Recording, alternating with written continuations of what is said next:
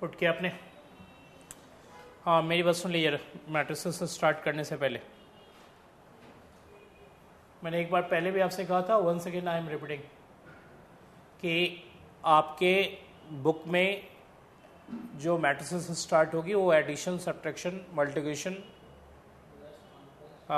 Inverse, obviously transpose, cofactors, determinant, वहाँ तक की नॉलेज आपकी अंडरस्टूड है। ठीक है, मतलब वो नॉलेज की आपकी टेस्टिंग 12th में हो चुकी है। ठीक है, तो वो पोर्शन आप एक बार ऐसे ही कैजुअली पढ़ना चाहो पढ़ लो, एग्जामिनेशन में नहीं आएगा। ठीक है, यदि वो कुछ आना होगा उससे रिलेटेड तो प्रूफ आएंगे। प्रूफ मतलब मैट्रिक्स को सिमेट्रिक प्रूफ करो, स्क्यू सिमेट्रिक प्रूफ करो, वो प्रूफिंग वाले आ सकते हैं, लेकिन आपको एडजॉइंट निकालने, इन्वर्स निकालने, ये सब नहीं आएगा। वो अंडरस्टूड है कि आपको पहले से ही उसकी नॉलेज है। ठीक है, अब मेन पोर्शन कहाँ से स्टार्ट होता है? तो रैंक ऑफ अ मैट्रिक्स से स्टार्ट होता है। So put the heading rank of a matrix.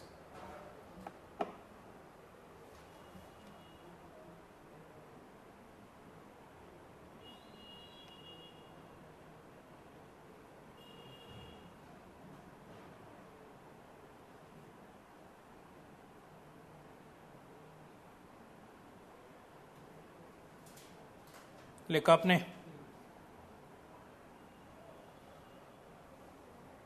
हाँ, write down statement. The rank of a matrix,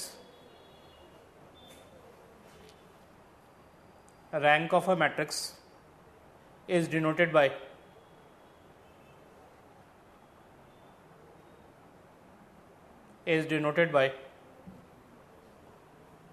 देखिए आर ए या फिर रो ए, या तो ऐसे सिंबल होता है या इन जनरल ऐसे होता है। देखिए is the maximum number of linearly independent, maximum number of linearly independent column, maximum number of linearly independent column, या ब्रैकेट में लिखो रो,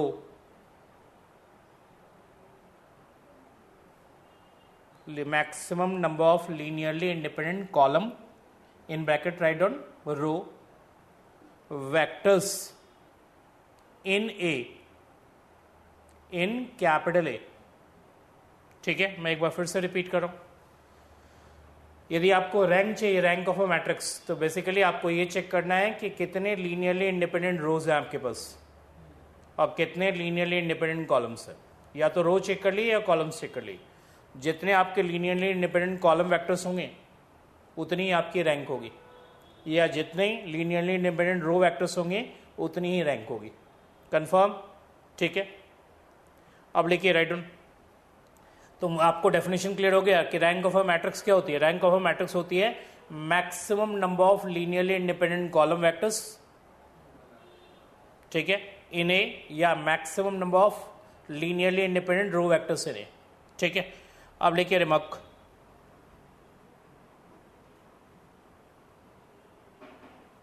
रिमार्क नंबर 1 लिखिए, suppose capital A is 3/4 matrix. लेकिन suppose capital A is 3/4 matrix.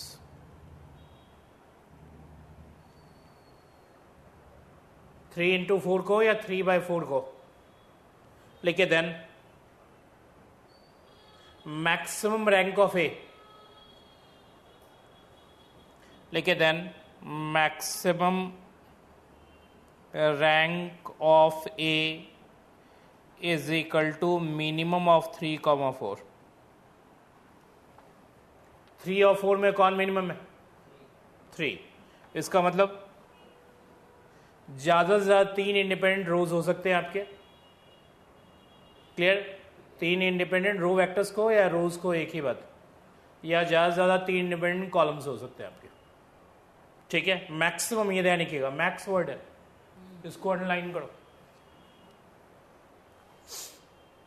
अब मान लीजिए matrix आपकी 2/5 size की है, तो मैक्सिमम रैंक कितनी हो सकती है?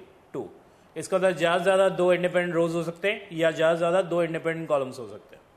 ठीक है, ऐसे ही मैट्रिक्स आपकी सपोज 4 इंटू 6 है, ठीक है। तो मुझे बताइए 4 इंटू 6 का मतलब 4 रोज है, 6 कॉलम्स है, मैक्सिमम रैंक कितनी हो सकती है? 4। इसका मतलब ज़्यादा से ज़्यादा 4 इंडिपेंडेंट रो वेक्टर्स हो सकते हैं, ज़्यादा से ज़्यादा 4 इंडिपेंडेंट कॉलम वेक्टर्स हो सकते हैं। क्लियर यहाँ तक? अब आइए रिमार्क नंबर 2।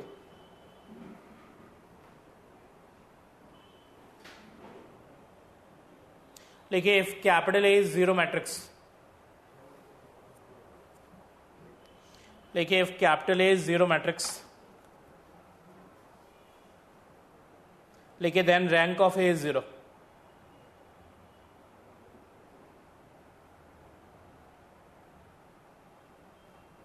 यानी कि सिर्फ जीरो मैट्रिक्स की रैंक जीरो होती है, बाकी किसी की भी जीरो नहीं होती।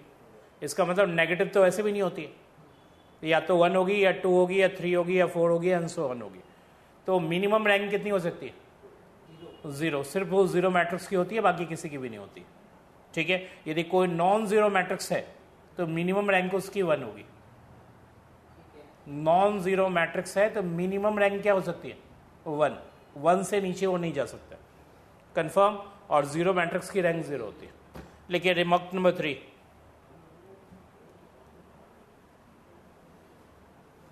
लिखिए rank of A is equal to rank of A transpose. Rank of A is equal to rank of A transpose, ठीक है। मतलब जो ए का रैंक होगा वही उसके ट्रांसपोज का भी रैंक होगा। क्लियर? लेकिन नेक्स्ट रिमार्क नंबर 4, लिखिए रैंक ऑफ आइडेंटिटी मैट्रिक्स,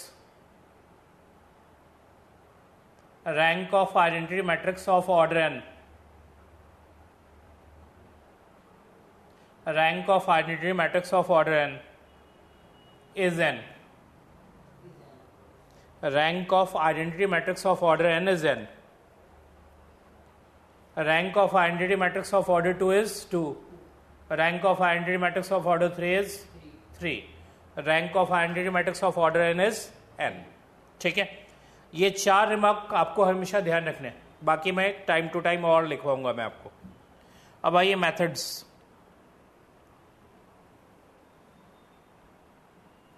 लिखिए methods for finding rank. Write down methods for finding rank.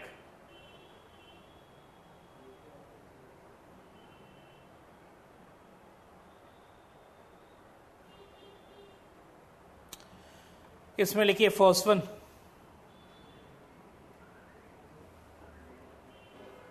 लिखिए first one determinant method.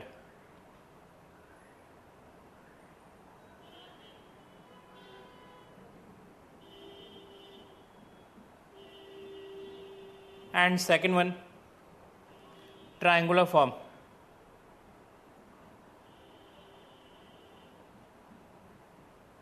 sometimes also called Echelon form.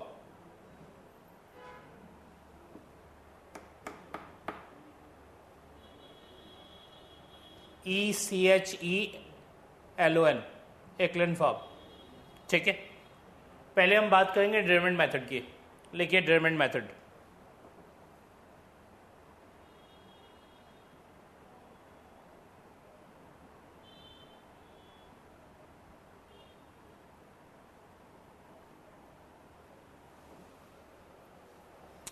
पहले तो मैं आपको मेथड थोड़ा सा आइडिया दे दूं, ऑल्दो रफली आइडिया आपके पास पहले से भी है। इधर देखिए, पहले ज्योमेट्रिकली क्या मीनिंग है वो मैं आपसे क्लियर करूं रैंक की। मेरे पास एक वेक्टर है 1 0, जिसका मीनिंग मैं आपको पहले से ही बताते आ रहा हूं, line joining origin to 1 0, and second one is 0 2। Clear? आप मुझे बताओ ये इंडिपेंडेंट है डिपेंडेंट है? इंडिपेंडेंट है, ये बात क्लियर। मुझे बताइए हमारे पास कितने वेक्टर्स हैं? 2, ठीक है। और दोनों के दोनों क्या है? इंडिपेंडेंट। तो रैंक तो यही कंफर्म हो गई कि रैंक 2 है, क्योंकि जितने इंडिपेंडेंट वेक्टर्स होते हैं, चाहे आप उसे कॉलम फॉर्म में देखें या रो फॉर्म में देखें, वही आपकी रैंक। तो मुझे बताइए कितने हमारे पास इंडिपेंडेंट वेक्टर्स हैं? 2। तो रैंक कितनी हुई? 2। तो रैंक ऑफ ए तो यहीं से कंफर्म हो गई 2। क्लियर? अब रही बात यदि मैं इसे मैट्रिक्स फॉर्म में लिखूं तो जनरली मैं इसे कॉलम मैट्रिक्स में लिखता हूं और इसे भी कॉलम मैट्रिक्स में। ये क्लियर? मुझे बताइए कि ये आपकी, यदि मैं इन दोनों मैट्रिक्स को एक फॉर्म में लिखूंगा तो क्या लिखूंगा? 1 0, नेक्स्ट क्या? 0 1। किस साइज की मैट्रिक्स हुई?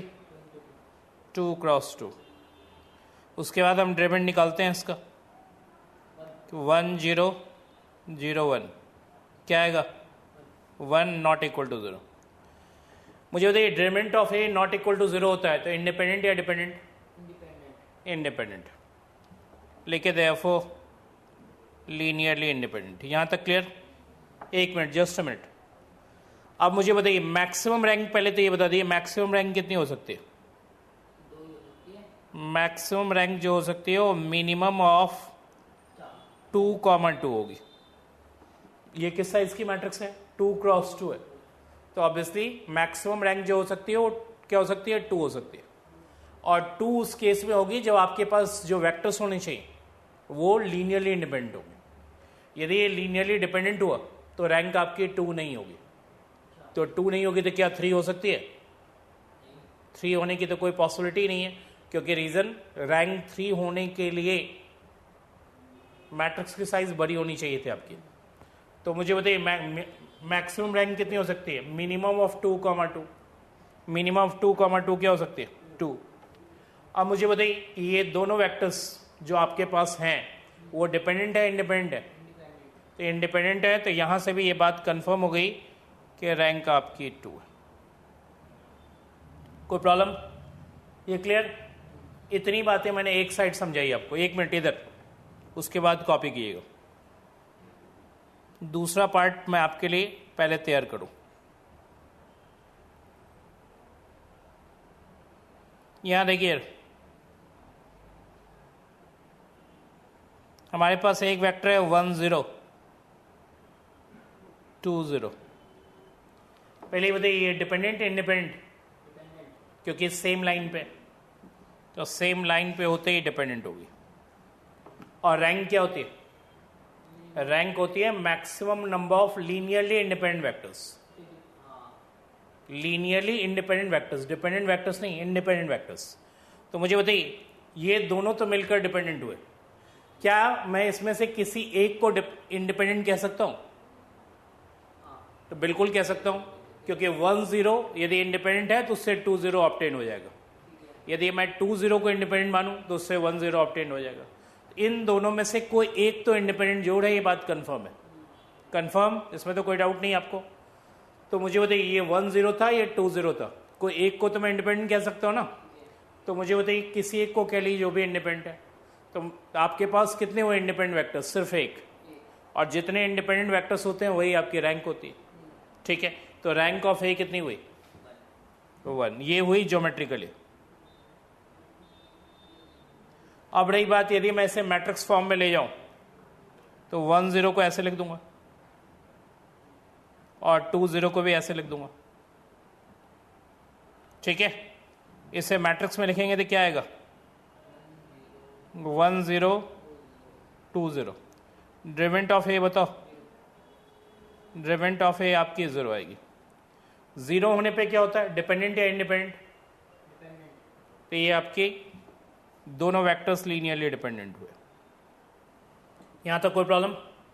ठीक है, अब मुझे बताइए इस यदि लीनियरली डिपेंडेंट हुए तो रैंक आपकी 2 नहीं होगी। मैक्सिमम रैंक कितनी हो सकती है ये भी बता दी। Maximum rank of A is equal to minimum of 2,2 होती, मतलब मैक्सिमम रैंक 2 हो सकते थे, लेकिन 2 तो उस केस में होती जब वो लीनियरली इंडिपेंडेंट होता। यहां क्या है? डिपेंडेंट। इसका मतलब रैंक आपकी 2 नहीं है। 2 नहीं है तो क्या 3 हो सकती है? तो इसका मतलब रैंक ऑफ ए क्या हो सकती है? 1 या 0। तो 0 मैट्रिक्स की रैंक 0 होती है। ठीक है, तो रैंक क्या होगी? ऑब्वियसली 1। समझ में आ गई बात?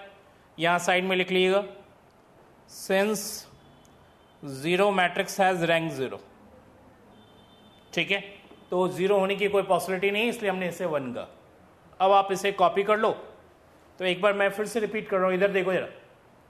मैंने आपको रैंक पहले ज्योमेट्रिकली समझाई, कैसे समझे आप? पहले तो ये देखिए ज्योमेट्रिकली, यानी कि मैं R2 में समझाता हूँ आपको, R3 में नहीं समझा सकता, क्योंकि R3 का डायग्राम मैं ड्रॉ ही नहीं कर सकता, 3 डायमेंशनल डायग्राम।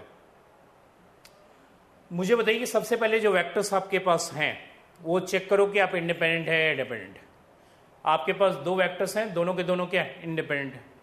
तो जितने इंडिपेंडेंट वेक्टर्स होते हैं, चाहे वो रो फॉर्म में लिखो या कॉलम फॉर्म में लिखो, वही आपकी रैंक होती है। तो यही हमें पता चल गया कि रैंक तो 2 है। अब आइए प्रॉपर मेथड। आपने इन दोनों वेक्टर को कॉलम मैट्रिक्स में लिख लिया, इसको, और फिर आपने मैट्रिक्स बना ली। क्लियर की बात है? किस साइज की मैट्रिक्स हुई? 2 क्रॉस 2। अब मुझे बताइए मैक्सिमम रैंक कितनी हो सकती है? मैक्सिमम रैंक आपकी 2 हो सकती है, इन दोनों में से जो मिनिमम होगा। उसके लिए डिटरमिनेंट निकालोगे आप। Determinant of A not equal to 0 हुआ, नॉट इक्वल टू 0 होते ही बात कंफर्म हुई कि लीनियरली इंडिपेंडेंट। और यदि लीनियरली डिपेंडेंट है तो रैंक ज़्यादा से ज़्यादा 2 हो सकती थी, इंडिपेंडेंट होते ही 2 कंफर्म हो गई आपकी। ठीक है, क्लियर बात? ये बात मैंने यहाँ लिख दी। दूसरे केस में आई, पहले ज्योमेट्रिकली ये दोनों वेक्टर्स क्या आपके? डिपेंडेंट, यानी कि डिपेंडेंट है क्योंकि एक दूसरे के स्केलर मल्टीपल है, और वैसे भी एक लाइन पे। लेकिन इन दोनों में से कोई एक तो इंडिपेंडेंट है ही, चाहे आप इसे ले लो या इसे ले लो। इसे लोगे तो इसको ट्वाइस करोगे तो ये आ जाएगा, और इसे लोगे तो कोई एक तो इंडिपेंडेंट है ही। तो रैंक ऑफ ए तो वैसे ही समझ में आ गया कि 1 है। ज्योमेट्रिकली तो आपको समझ में आई गई, मैट्रिक्स फॉर्म में निकाला तो ये determinant of A 0 I, linearly dependent हुई। यानी कि लीनियरली डिपेंडेंट होते ही रैंक आपकी 2 नहीं होगी। भाई रैंक ज़्यादा ज़्यादा 2 हो सकती थी, और डिपेंडेंट होते ही 2 नहीं है, इंडिपेंडेंट होते ही रैंक 2 कंफर्म है। अब मुझे बताइए मैक्सिमम रैंक क्या हो सकती है? मैक्सिमम रैंक ऑफ ए 2 हो सकती थी, जिसमें 2 तो हुई नहीं, तो 1 इसलिए होगी क्योंकि ये मैट्रिक्स आपकी नॉन जीरो मैट्रिक्स। अब आप कॉपी कर लो, और मेरे हिसाब से आपको एक तरह से मेथड भी समझ में आ गया कि क्या करने जा रहे हैं। अब इसके बाद मैं आपको ज्योमेट्रिकली कुछ भी नहीं समझाऊंगा, सिर्फ क्वेश्चन में होंगे हम।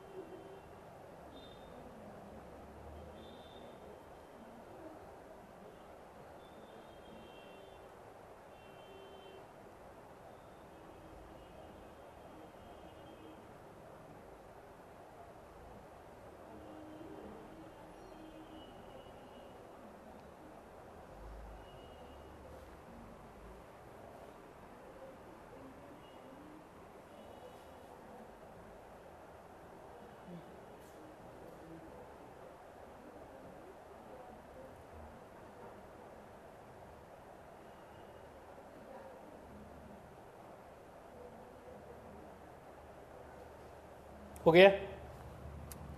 अब भाई अब कोई ज्योमेट्री नहीं, तो अब सीधा क्वेश्चन।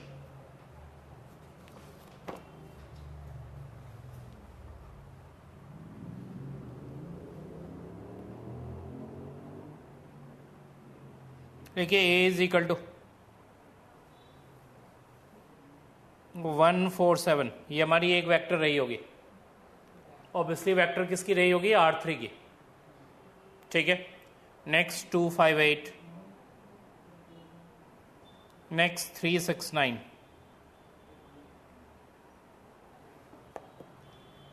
किस साइज की मैट्रिक्स है, मैक्सिमम रैंक कितनी हो सकती है, लिखिए मैक्सिमम रैंक ऑफ ए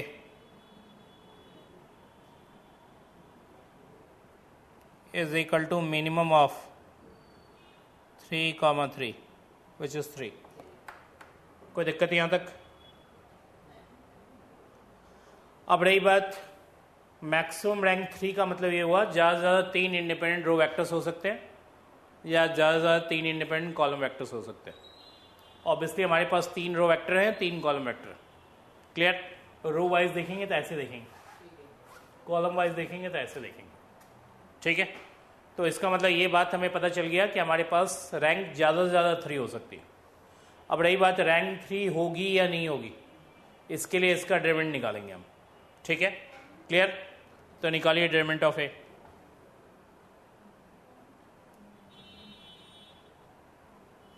देखिए 147, 258, 369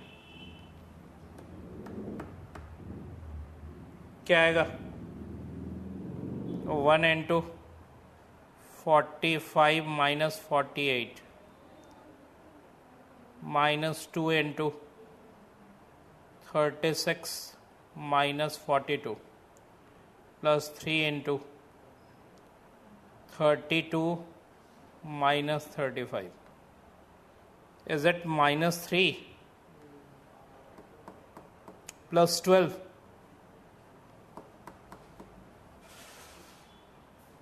Or is it minus 9? That is 0. 0 है, लेकिन therefore क्या कंफर्म हुई, डिपेंडेंट या इंडिपेंडेंट? लेकिन therefore लीनियरली डिपेंडेंट। ये बात क्लियर? डिटरमिनेंट ऑफ ए 0 है तो लीनियरली डिपेंडेंट।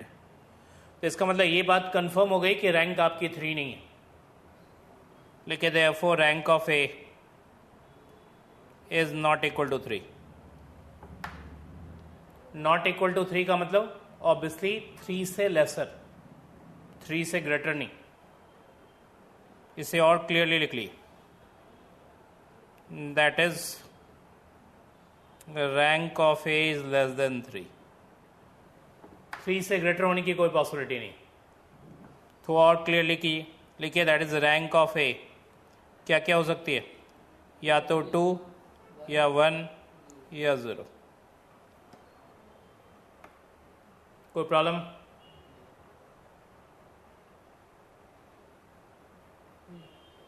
अब रही बात 3 के बाद 3 नहीं होगी तो 2 होगी या नहीं होगी, ये बात यानी कि, और 2 के बाद 1 का टर्न आएगा, उसके बाद 0 का टर्न आएगा। ये नहीं कि हम 3 के बाद सीधे 0 पे चले जाए। 3 के बाद हम ये चेक करेंगे 2 की पॉसिबिलिटी है या नहीं। अब 2 की पॉसिबिलिटी है या नहीं है, उसके लिए आप इस मैट्रिक्स को 2x2 मैट्रिक्स में कन्वर्ट करोगे। 2x2 मतलब इसे लोग कहते हैं सब मैट्रिक्स। सब मैट्रिक्स, मैट्रिक्स का छोटा पार्ट, दैट इज कॉल्ड सब मैट्रिक्स। तो आप इस मैट्रिक्स को 2x2 में कन्वर्ट करोगे। कैसे कन्वर्ट करोगे? एक रो या एक कॉलम डिलीट करनी होगी आपको, sorry 1 row and 1 column delete करनी होगी। आप मुझे बताओ हमारे पास कितने रोज है? 3। तो या तो मैं फर्स्ट रो डिलीट कर दूं, या सेकंड रो डिलीट कर दूं, या थर्ड रो डिलीट कर दूं। कितने कॉलम्स है? 3। तो या तो फर्स्ट कॉलम या सेकंड कॉलम या थर्ड कॉलम, ठीक है। तो मुझे बताइए सब मैट्रिक्स हमारे पास कितने होंगे? सब मैट्रिक्स जो होंगे वो रो डिलीट करने के 3 मेथड हुए, 3 वेज हुए रादर से, और कॉलम डिलीट करने के भी 3 वेज हुए। बीच में एंड लगा हुआ है क्योंकि रो एंड कॉलम डिलीट करना है। तो एंड में हमेशा इनटू होता है, और में हमेशा एडिशन होती है। तो 1 रो एंड 1 कॉलम डिलीट करनी होगी 2x2 मैट्रिक्स के लिए। तो मुझे तो ये रो डिलीट करने के कितने वेज? 3 वेज। कॉलम डिलीट करने के कितने वेज? 3 वेज।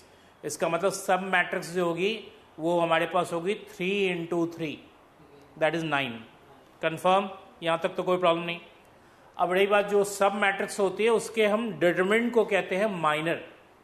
आपने सुना होगा ना माइनर एंड कोफैक्टर्स, ठीक है। तो जो सब मैट्रिक्स होगी उसके डिटरमिनेंट को हम क्या कहते हैं, माइनर।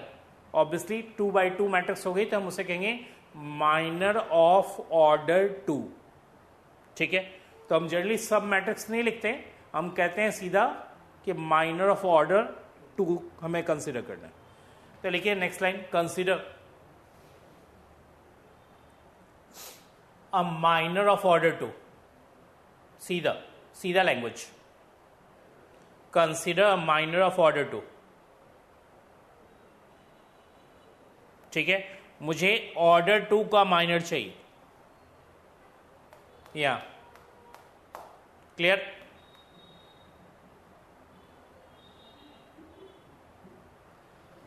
अब रही बात order of minor of order 2 चाहिए, तो आपको ही मालूम है एक रो और एक कॉलम डिलीट करनी होगी आपको। तो लिखिए ब्रैकेट में वी हैव 3C1, कॉम्बिनेशन लिखने आता है ना, 3C1 into 3C1 is equal to 9, 3 into 3 that is 9, minors of order 2, bracket close. मतलब हमारे पास 9 माइनर्स ऑर्डर 2 के होंगे। कितने माइनर्स? 9, ठीक है। यदि इसमें से कोई भी एक नॉन जीरो हुआ, 9 में से कोई एक नॉन जीरो हुआ, तो ये बात कंफर्म है कि रैंक 2 कंफर्म हो जाएगी आपकी। नॉन जीरो होने पे रैंक 2 कंफर्म होगी। यदि 9 के 9 जीरो हो जाए तो फिर रैंक 2 नहीं होगी, या तो रैंक 1 होगी या 0 होगी। मैं फिर से रिपीट कर रहा हूं आपके लिए। कितने माइनर्स ऑर्डर 2 के हैं? तो पहले 9 माइनर्स ऑर्डर 2 के, इसमें से एक भी नॉन जीरो हुआ 9 में से, तो रैंक आपकी 2 कंफर्म है। यदि 9 के 9 जीरो हो जाए तो फिर रैंक 2 नहीं होगी। ऑब्वियसली रैंक आपकी 2 नहीं होगी तो 2 से ज़्यादा तो हो नहीं सकती है। रैंक या तो 1 होगी या 0 होगी। क्लियर थी बातें?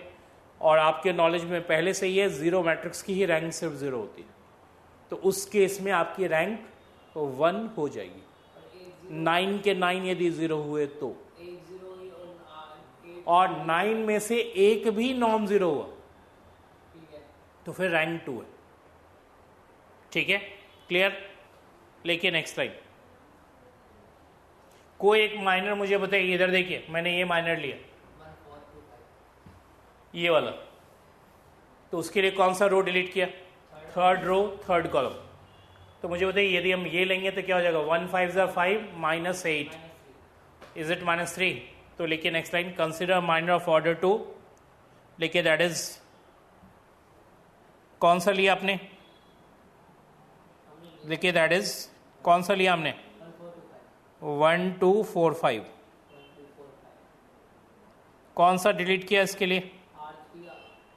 हाँ, हमने डिलीट किया थर्ड रो, थर्ड कॉलम। ये आ जाएगी 5 -8 -3 नॉट इक्वल टू 0। 9 में से एक भी नॉन जीरो निकले तो रैंक आपकी 2 कंफर्म है। लिखिए therefore rank of A is equal to 2।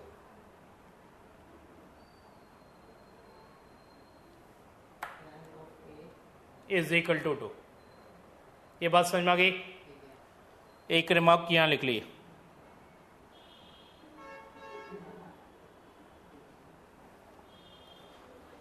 लिखिए एफ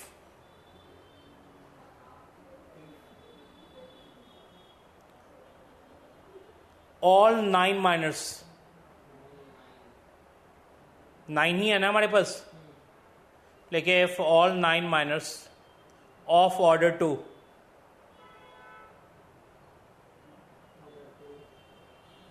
वर 0। लिखिए then rank of A is less than 2। लिखिए then rank of A would be less than 2। लिखे then rank of A would be less than 2, that is rank of A is equal to 1।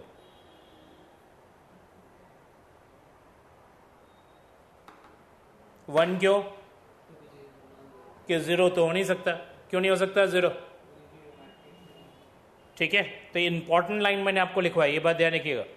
If all 9 minors of order 2 were 0 then rank of A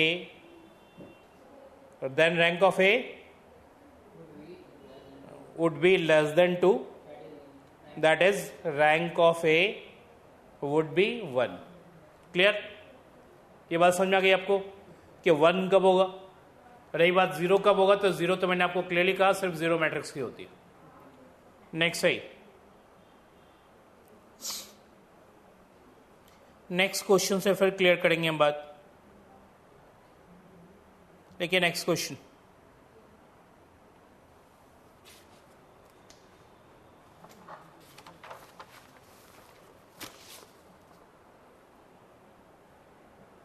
लिखिए ए is equal to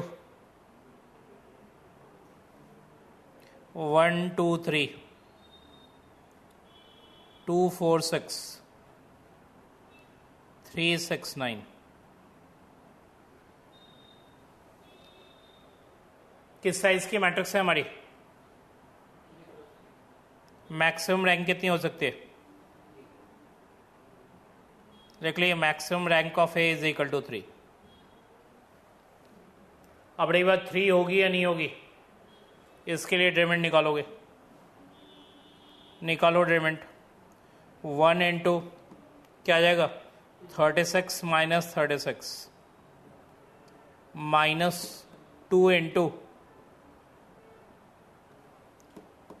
क्या होगा? 18 minus 18 plus 3 into 12 minus 12। Is it 0?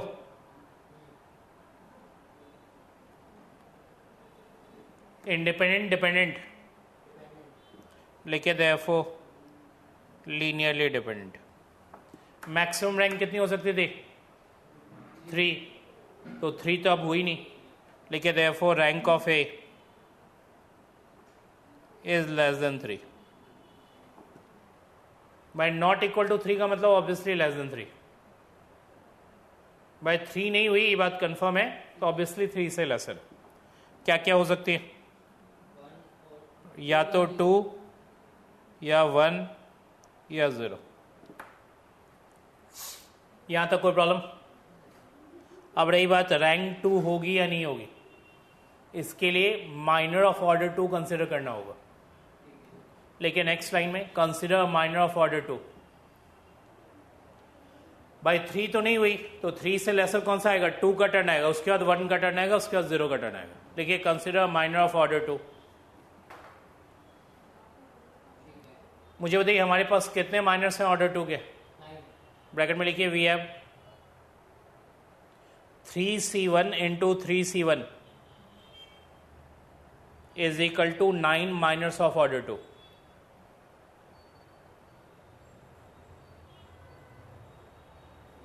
अब मेरी बात सुन लीजिए, यदि 9 में से एक भी नॉन जीरो निकला तो रैंक क्या है?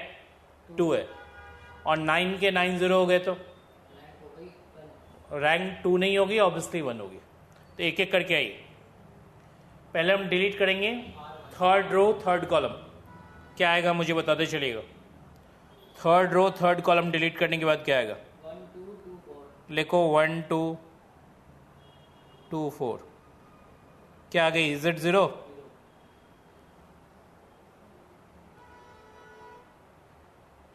कौन सा रो डिलीट किया आपने? अब एक कोई कॉलम पकड़ लो। थर्ड रो ही डिलीट करेंगे, लेकिन आप सेकंड कॉलम डिलीट करेंगे। क्या आएगा? लिखते जाओ। सेकंड कॉलम आप लिखना फटाफट। 1 2 3 6 लिखो। 1 2 3 6।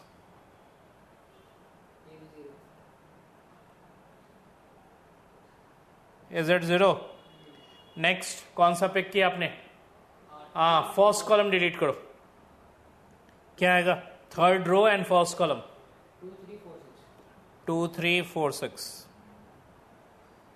Is it 0? अब आओ next, second row third column, आप ही बताओगे. सेकेंड रो थर्ड कॉलम क्या आएगा? 1 2 3 6 1 2 3 6. कौन सा column? Third column, second row third column. अब second row second column 1 3 3 9 1 3 3 9. Is it 0? अब next second row first column, second row first column first column 2 3 6 9 2 3 6 6 9. Is it 0? तो अभी हमने इस वाले में क्या किया था? थर्ड रो, इधर देखिए एक एक करके मैं रिपीट कर देता हूं. Third row third column, third row देखते ना, चेक करते जाओ. Third row third column, third row second column, third row first column. ठीक है, कोई दिक्कत? Next, second row third column, next second row second column, next second row first column. अब आओ first row third column, first row third column बताओ क्या आएगा? First row third column 2 4 3 6 2 4 3 6. First row second column, first row second column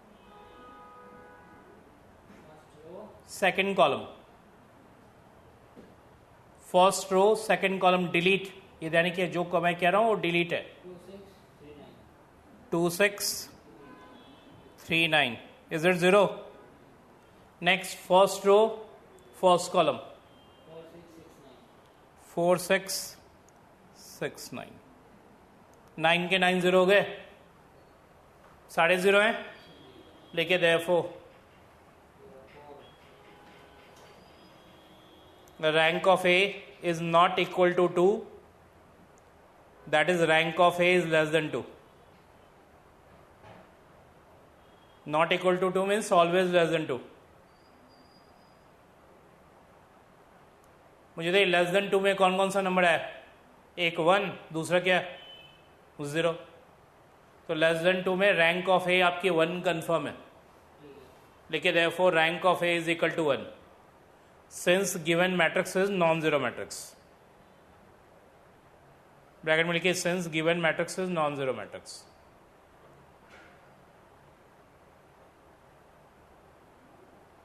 अब रही बात, मेरी बात सुन लीजिए, क्योंकि सारी बातें मैंने आपको समझा दी, तो एक बात और समझा देता हूँ.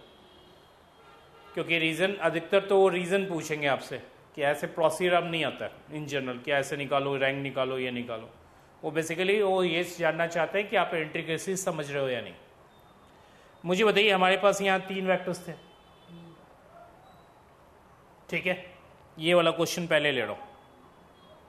3 वेक्टर्स थे, ठीक है? उसका मैक्सिमम रैंक 3 हो सकती थी. हमने डिटरमिनेंट निकाला तो 0 आई. इसका मतलब लीनियरली डिपेंडेंट हो गए. तो ये बात तो कंफर्म हो गई कि हमारे पास जो 3 वेक्टर्स थे, चाहे आप रो में देखें या कॉलम में देखें, वो डिपेंडेंट है. एक बात तो कंफर्म हो गई कि रैंक 3 नहीं है. तो 3 नहीं है तो ऑब्वियसली क्या होगी? या तो 2 होगी या 1 होगी. उसके लिए हमने देखा माइनर ऑफ ऑर्डर 2. क्या देखा? Minor of order 2. मैंने क्या कहा कि 9 माइनस ऑर्डर 2 के हमारे पास एक भी नॉन जीरो निकलेगा तो रैंक 2 कंफर्म हो जाएगी. तो मुझे बताइए 9 में से हमने चेक किया तो पता चला कि हमारा ये नॉन जीरो है. अब रही बात रैंक ऑफ 2, रैंक ऑफ ए यहां 2 क्यों हो जाती है? ये बात समझने वाली बात. रैंक इसलिए 2 हो जाती है क्योंकि रीजन ये एक दूसरे का स्केलर मल्टीपल नहीं होगा. इधर देखिए, मुझे बताइए मैं इस वेक्टर को कितने टाइम्स कर दूं ये आ जाएगा? नहीं आएगा. या इस वेक्टर को कितने टाइम्स कर दूं कि ये आ जाएगा? नहीं आएगा ना. क्लियर? तो इसका मतलब ये दोनों आपस में क्या है? इंडिपेंडेंट. क्या है? और जितने इंडिपेंडेंट वेक्टर्स होते हैं वही आपकी रैंक होती है। इसलिए हम देखते हैं कि एक भी क्या हो, माइनर क्या हो, नॉन जीरो। नॉन जीरो होते एक दूसरे के स्केलर मल्टीपल नहीं होंगे, समझ में आ गई बात।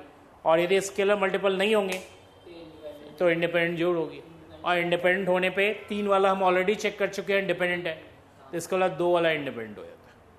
ये ध्यान रखिएगा, इसलिए minor of order 2 non zero ढूंढा जाता है। अब यहां आ जाइए दूसरे वाले केस में, जस्ट अ मिनट। यहां आई 1 2 3 2 4 6 3 6 9। आप देखो डिटरमिनेंट ऑफ ए तो जीरो है, जितने भी माइनस ऑर्डर 2 के देखे सबके सब जीरो है, ठीक है। मैंने क्या कहा कि रैंक इस केस में क्या है, 1 है। अब रही बात 1 क्यों है और उसमें क्यों नहीं था, मुझे बताइए। इस वेक्टर को हम कितने टाइम्स करेंगे ये वेक्टर आ जाएगा 2 टाइम्स, इसका मतलब, और इस वेक्टर को कितने टाइम्स करेंगे ये वेक्टर आ जाएगा। तो इसका मतलब इन 3 में से कोई एक ही आपके इंडिपेंडेंट वेक्टर, या तो ये ले लो या ये ले लो या ये ले लो, ठीक है। चाहे आप रो पॉइंट ऑफ व्यू से देखो या कॉलम पॉइंट ऑफ व्यू से देखो, बात वही है। इधर देखो, यदि मैं इसे कितने टाइम्स करूंगा कि ये वाला आ जाएगा 2 टाइम्स, इसे कितने टाइम्स करूंगा कि ये आ जाएगा। तो इसका मतलब ये बात कंफर्म है कि वो डिपेंडेंट वेक्टर्स, इसलिए 9 के 9 माइनस आपके ऑर्डर 2 के 0 हो गए। रीजन ये था, ठीक है। 9 के 9 आपको दिखाने पड़ेंगे, क्लियर। वैसे आएगा नहीं क्वेश्चन, वो तो टेक्निकलिटीज आएगी उसके अंदर। तो लेकिन हम क्यों निकाल रहे हैं ये समझ में आ रहा है आपको। 9 हम इसलिए निकाल रहे हैं कि हम ये चेक करना चाहते हैं कोई भी वेक्टर हमारे पास ऐसा तो नहीं है जो एक दूसरे का स्केलर मल्टीपल नहीं है।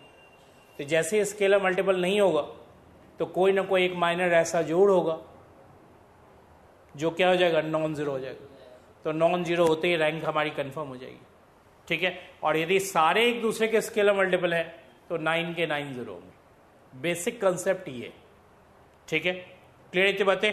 तो सारे यदि एक दूसरे के स्केलर मल्टीपल हो गए तो सबके सब जीरो हो गए, तो इसका रैंक 2 नहीं है। 2 नहीं है तो ऑब्वियसली 1 तो कंफर्म है ही, क्योंकि गिवन मैट्रिक्स आपकी नॉन जीरो मैट्रिक्स। अब आ जाइए नेक्स्ट। सब है एक दूसरे को डिटरमिनेंट देखते जाओ। तो आपने गलत लिखा होगा कोई ना कोई, कहाँ है 4 6, 4 6 नहीं है, 4 9 है, ये 6 6 है। नेक्स्ट 2 9 है, 6 3 है। 4 6 क्यों नहीं, 4 6 6 9 में रिलेशन नहीं है, बिल्कुल रिलेशन है। आप इसे कितने टाइम्स करोगे, 3/2 टाइम्स करोगे तो ये आ जाएगा। वो तो होना ही होना है, ये ध्यान रखिएगा, कभी नहीं है ऐसा हो सकता है इम्पॉसिबल वाली बात। अब आइए नेक्स्ट।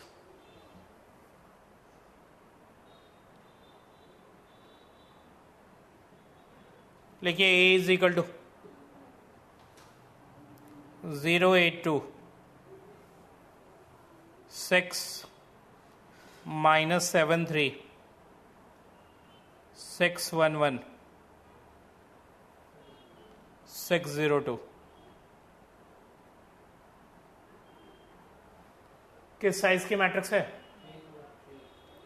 3 क्रॉस कितने रो हैं, 3 क्रॉस 4। मुझे बताइए मैक्सिमम रैंक कितनी हो सकती है, लिख लिए maximum rank of A is equal to minimum of 3, 4। इसका मतलब ज्यादा से ज्यादा 3 इंडिपेंडेंट आपके वेक्टर से इंडिपेंडेंट हो सकते हैं, ज्यादा से ज्यादा 3, चाहे वो रो पॉइंट ऑफ व्यू से देखें या कॉलम पॉइंट ऑफ व्यू से देखें आप।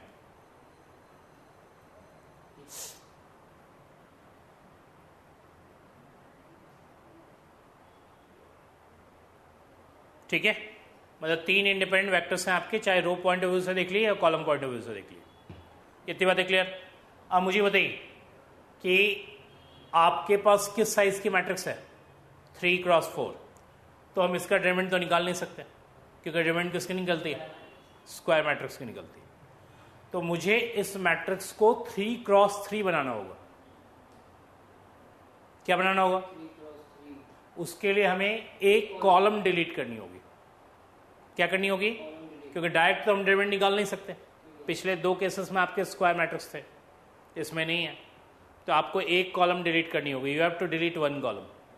कितने कॉलम्स हैं हमारे पास, तो इसका मतलब एक कॉलम डिलीट करेंगे तो आपके number of ways column delete करने के कितने होंगे, ऑब्वियसली 4। या तो 4th कॉलम डिलीट कर दो, या 3rd, या 2nd, या 1st। लिखिए ब्रैकेट में, पहले लिखिए consider a minor of order 3, उसके बाद ब्रैकेट में consider a minor of order 3। Consider a minor of order 3 का मतलब हम इस मैट्रिक्स को पहले 3x3 सब मैट्रिक्स में कन्वर्ट कर रहे हैं। किस में कन्वर्ट कर रहे हैं, 3x3 सब मैट्रिक्स में कन्वर्ट कर रहे हैं। उसी के डिटरमिनेंट को हम कहते हैं माइनर ऑफ ऑर्डर 3। अब मुझे बताइए 3x3 वाले जो माइनर्स होंगे वो हमारे पास ऑब्वियसली 4 है। 4 क्यों, या तो 4th कॉलम डिलीट कर लो, या 3rd डिलीट कर लो, या 2nd डिलीट कर लो, या 1st डिलीट कर लो। क्लियर। तो मुझे बताइए 3x3 के कितने माइनर्स हुए, मतलब ऑर्डर 3 के 4 माइनर्स हुए। ब्रैकेट में लिखिए we have 4c1 is equal to 4 minors of order 3।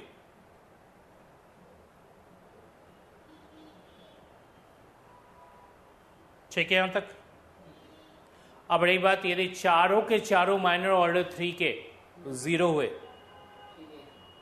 तो फिर रैंक आपकी 3 नहीं होगी, वो तो बात की बात है। और यदि इन 4 में से एक भी नॉन जीरो निकल गया तो रैंक 3 हो जाएगी। अब मुझे बताइए कौन सा कॉलम आप डिलीट करना चाहते हो सबसे पहले, फर्स्ट। तो कंसीडर माइनर ऑफ ऑर्डर 3 लिख लिया ना आपने, लिखिए दैट इज, कौन सा डिलीट कर रहे हो, तो लिखो 6 -7 3 6 1 1 6 0 2। ब्रैकेट में लिखो साइड में, बाय डिलीटिंग फर्स्ट कॉलम। अब निकालो उसका डिटरमिनेंट, लिखो 6 हो जाएगा 1 into 2 दैट इज 2 -0 -6 हो जाएगी -14 -0। नेक्स्ट +6 क्या आ जाएगा, -7 -3 कितनी हो जाएगी, इज इट 12 +84 माइनस कितना 60 -7 -3 कितना होता है, -10 इज इट -60 ना, कितनी हो गई है 36 नॉट इक्वल टू 0। अब यही बात, यदि ये 0 हो जाता तो फिर आपको सेकंड कॉलम डिलीट करनी पड़ती। मेरी बात सुन लो जरा एक बार फिर से। अभी हमने कौन सा डिलीट किया था, पहले तो ये लिख लो नॉट इक्वल टू 0 है ना, तो not equal to 0 means independent या डिपेंडेंट, लिखो देयरफॉर लीनियरली इंडिपेंडेंट।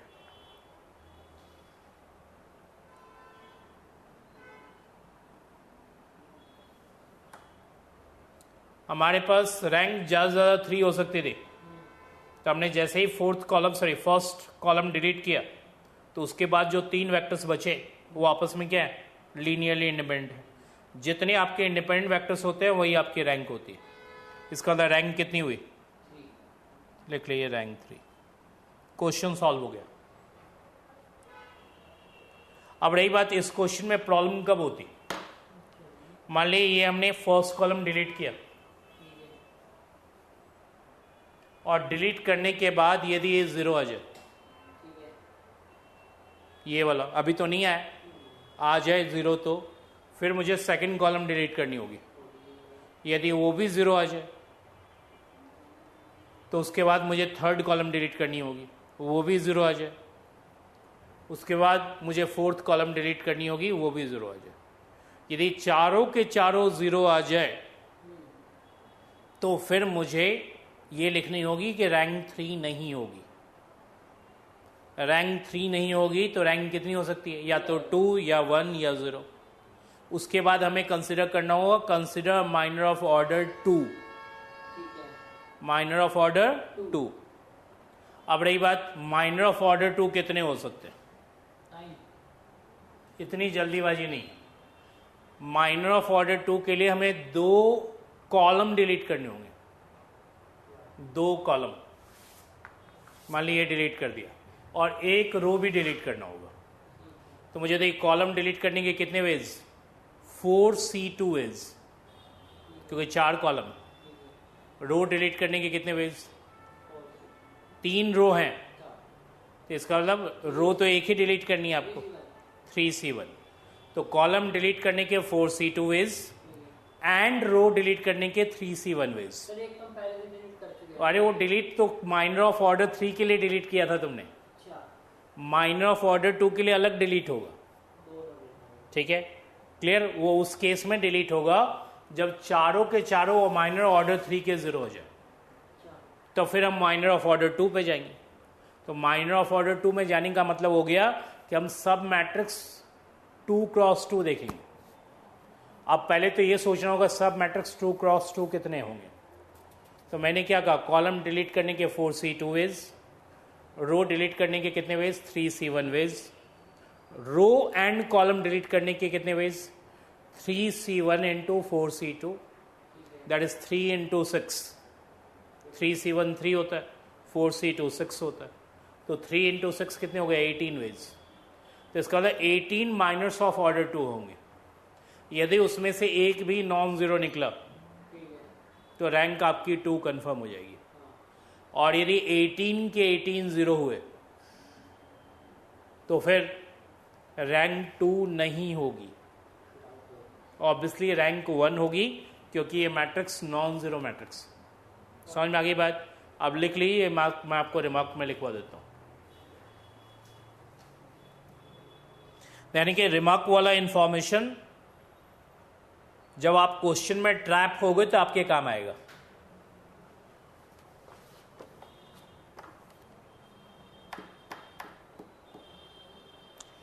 लिखिए रिमार्क नंबर 1, लिखिए we have 4 minors of order 3 in this case.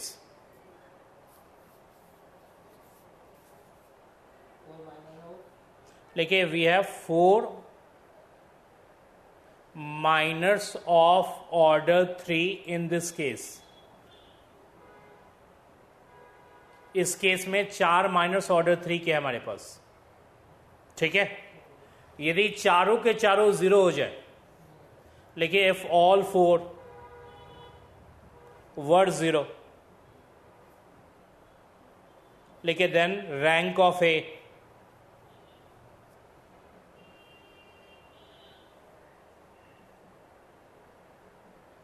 would be less than 3,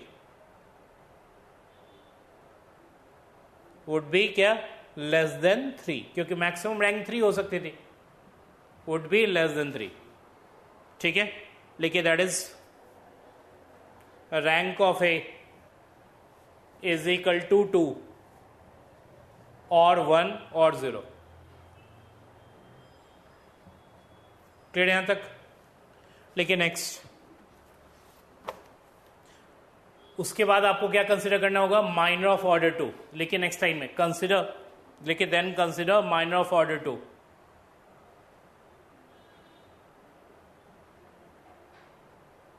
यानी कि ये माइनर ऑफ ऑर्डर 2 तब जाएंगे आप जब आपके चारों के चारों माइनर ऑर्डर 3 के 0 हो जाए, तो आपको माइनर ऑफ ऑर्डर 2 पे जाना होगा। चारों 0 होने के बाद ही, उससे पहले नहीं, ठीक है। तो इसका मतलब रैंक आपकी 3 नहीं है, ऑब्वियसली 2 या 1 या 0 होगी। तो ऑब्वियसली 3 के बाद ऑब्वियसली 2 का टर्न आएगा।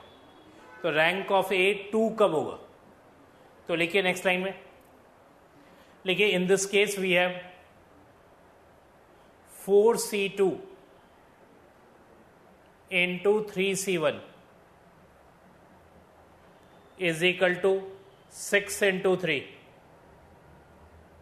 is equal to 18 minus of order 2, minus of order 2, यहां तक कोई प्रॉब्लम? 18 माइनस ऑर्डर 2 के। अब यदि इसमें से एक भी नॉन जीरो निकला, लिखिए if at least one of the minor of order 2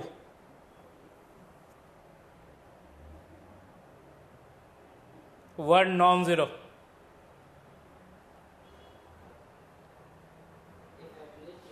at least one of the minor of order 2 were non-zero. लिखिए then rank of A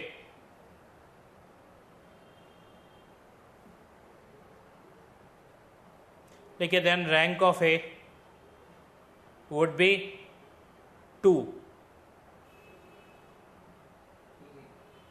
फिर लिखिए नेक्स्ट लाइन में, लिखिए if all 18 minors of order 2 were 0, लिखिए then rank of A, then rank of A would be less than 2, that is rank of A is equal to 1, that is rank of A is equal to 1. 1 क्यों? Since given matrix is non-zero matrix. Clear इतनी बातें? मेरी बात सुन लीजिए, मैं एक बार फिर से रिपीट कर रहा हूँ, क्योंकि एक कंसेप्ट रैंक का इन जनरल लोगों को समझ में नहीं आती, ठीक है? मतलब सारी चीज़ें पढ़ लेते हैं और कहीं भी ट्रैप कर लेंगे वो आपको, क्योंकि आप उसे घोटोगे और उनको पता रहता है ये घोट क्या है होगा, ठीक है? और घोटने में प्रॉब्लम है, इसलिए मैंने आपको कोई टेक्निकल लैंग्वेज नहीं लिखवाई, सीधा क्वेश्चन के थ्रू बता रहा हूँ आपको। पहले तो मैट्रिक्स की साइज देखो, किस साइज की है? इसका मतलब मैक्सिमम रैंक 3 हो सकती है। मैक्सिमम रैंक 3 का मतलब हमेशा ध्यान रखिएगा, मतलब ज़्यादा 3 इंडिपेंडेंट रो वेक्टर्स हो सकते हैं या ज़्यादा 3 इंडिपेंडेंट कॉलम वेक्टर्स हो सकते हैं। अब रही बात इस मैट्रिक्स का डिटरमिनेंट तो हम निकाल नहीं सकते, तो हमें क्या करना होगा, इस मैट्रिक्स को 3x3 में कन्वर्ट करना होगा। उसके लिए हमें एक कॉलम डिलीट करनी होगी, तो हमने एक कॉलम ये डिलीट कर दी, ठीक है? और डिलीट करने के बाद डिटरमिनेंट चेक किया तो वो नॉन ज़ीरो आया। नॉन ज़ीरो होने से ये बात कंफर्म हो गई कि फर्स्ट कॉलम हटाने के बाद जो हमारे पास 3 कॉलम के वेक्टर्स हैं वो आपस में इंडिपेंडेंट है, ठीक है? इसका मतलब रैंक आपकी 3 कंफर्म हुई, इसमें तो कोई प्रॉब्लम नहीं, क्वेश्चन सॉल्व हो गया, ठीक है? अब रही बात कि इफ एंड बट की कंडीशन, मतलब 3 कब नहीं होगी, 2 कब होगी, 1 कब होगी, 0 कब होगी, सब आपको मालूम होना चाहिए। रैंक आपकी 3 उस केस में नहीं होगी जब चारों माइनर ऑर्डर 3 के 0 हो जाए। चारों माइनर ऑर्डर 3 के क्या हो जाए? तो रैंक 3 नहीं होगी। ये ध्यान रखिएगा, ये पहला कंडीशन है जो आपको याद रखना है, ठीक है? और वो कैसे ऑर्डर ऑब्टेन करेंगे? एक बार हमने करना क्या है, एक बार फर्स्ट कॉलम डिलीट करना है, एक बार सेकंड कॉलम डिलीट करना है, एक बार थर्ड, एक बार फोर्थ, ठीक है? तो उस केस में यदि चारों के चारों 0 हो जाएं तो फिर रैंक 3 नहीं होगी। तो 3 नहीं होगी तो क्या क्या हो सकती है, या तो 2 या 1 या 0। अब आइए टर्न 2 की। पहले तो 2 के लिए पहले आपको मैट्रिक्स को 2x2 में ले जाना होगा, जिसे हम कहते हैं सब मैट्रिक्स, और उसी के डिटरमिनेंट को हम कहते हैं माइनर ऑफ ऑर्डर 2। तो पहले तो ये सोचिए कि कितने माइनस ऑर्डर 2 के हो सकते हैं। तो मैंने आपको बताया कि आपको उसके लिए 2 कॉलम डिलीट करनी होगी और 1 रो डिलीट करना होगा। रो डिलीट करने के ऑब्वियसली 3 ही वेज है, या तो फर्स्ट रो या सेकंड रो या थर्ड रो। कॉलम डिलीट करने के नंबर ऑफ वेज ज़्यादा है, दैट इज 4c2। 4c2 मतलब 6, ठीक है? आपको मालूम है 6 कैसे होगा, वो आप निकालेंगे तो first second, first third, first fourth, second third, second fourth, third fourth, आप काउंट कर लिए 6 हो जाएगा। तो इसका मतलब आपके पास 6 × 3 18 माइनस ऑर्डर 2 के होंगे। 18 में से एक भी नॉन ज़ीरो निकला तो रैंक आपकी 2 कंफर्म है। और यदि 18 के 18 0 हो जाए तो फिर 2 नहीं होगी, नहीं होगी तो फिर क्या हो सकती है, या तो 1 या 0। तो 1 तो कंफर्म है क्योंकि ये मैट्रिक्स आपकी नॉन जीरो मैट्रिक्स। इतने एंगल से आपको सोचना है, ठीक है, और फिर उसके क्वेश्चन का जवाब देना है, ठीक है। तो मैं मल्टीपल क्वेश्चन नहीं समझा रहा हूं, मैं आपको ये नहीं कि हर एक क्वेश्चन ले लेके समझाऊंगा, एक ही 2 क्वेश्चन में मैंने आपको सारी बातें समझाई है, इसी में समझिए कि क्या क्या चीजें वो आपसे पूछेगा। अब जैसे ही आप कहोगे कि रैंक 3 है, ठीक है, तो आपसे पूछ लेगा कि वो बताइए वो 3 वेक्टर्स कौन कौन से हैं जिसे आप इंडिपेंडेंट कह रहे हो, ठीक है, क्लियर। तो लिखिए रिमार्क नंबर 2 में रैंक हमारी कितनी है इस केस में, ऑब्वियसली 3 लिखा हुआ है। तो लिखिए rank of A is equal to 3। लिखिए we have rank of A is equal to 3 in this case. अब मुझे बताइए ये जो 3 आपने रैंक ऑब्टेन की है उसके लिए कौन सा कॉलम का वेक्टर आपने डिलीट किया था, फर्स्ट कॉलम। इसका मतलब ये जो 3 कॉलम है आपके, रादर से C2, C3 एंड C4, ये क्या है, ऑब्वियसली इंडिपेंडेंट कॉलम वेक्टर्स। लिखिए नेक्स्ट लाइन में, लिखिए दैट इज इंडिपेंडेंट कॉलम्स, लिखिए that is independent column vectors is 3, या linearly independent column vectors in this case is 3। लिखा आपने, independent column vectors in this case is 3। लिखिए that is C2, C2 means column 2, column 3 and column 4, ठीक है यहां तक। अब यहां तक के बाद वो आपसे पूछेगा क्या ये यूनिक है। यूनिक का मतलब सिर्फ यही 3 इंडिपेंडेंट हैं या कोई और 3 भी इंडिपेंडेंट है, ठीक है, क्लियर इतनी बातें। तो लिखिए रिमार्क नंबर 3, लिखिए इज दिस यूनिक, यूनिक पे क्वेश्चन मार्क करो।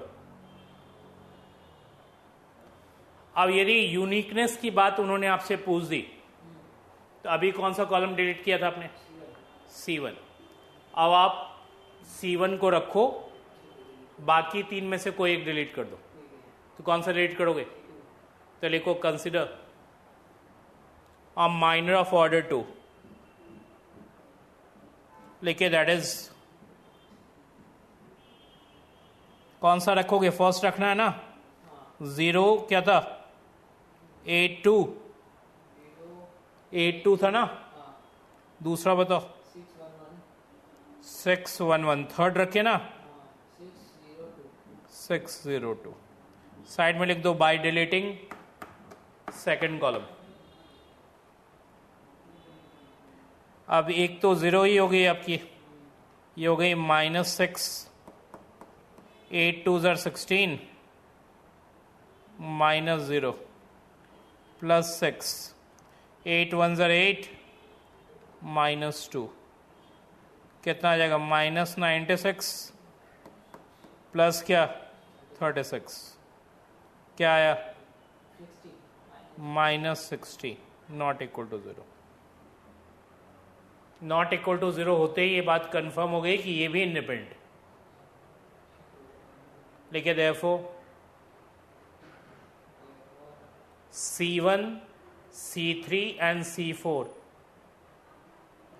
C1 मतलब first column, C3 means third column and C4 means fourth column are also independent vectors.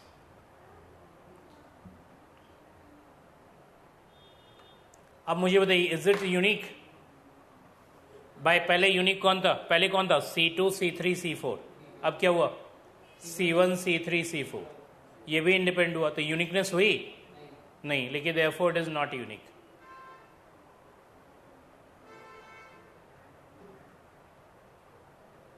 समझ में आ गई बात। मान ली ये 0 हो जाता तो फिर हम लेते फर्स्ट, कौन सा, सेकंड फोर्थ, ये चेक करते।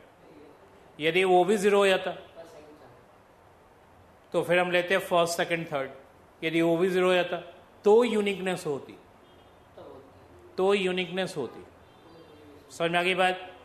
मैंने पहले क्या लिया था, C2 C3 C4, अभी क्या लिया, C1 C3 C4। यदि ये जीरो आ जाए तो फिर आप क्या लेंगे, C1 C2 C4, वो भी जीरो आ जाए तो फिर क्या लेंगे, C1 C2 C3, वो भी जीरो आ जाए तो हम कह सकते हैं कि ये यूनिक।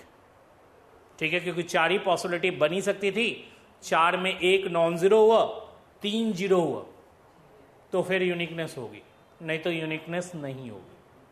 समझ में आ गई बात? क्लियर? तो यूनिकनेस कब होगी, कब यूनिकनेस नहीं होगी, ये बात समझ में आ गई आपको? ठीक है भाई, चार हैं उसमें से एक नॉन जीरो निकले, बाकी तीन जीरो निकले, तो यूनिकनेस मेंटेन होगी, नहीं तो यूनिकनेस मेंटेन नहीं होगी। अब एक क्वेश्चन मैं आपको दे देता हूं जो आपके एग्जामिनेशन में आया है, उसे लिख लीजिए। लिखिए, identify a set of linearly dependent vectors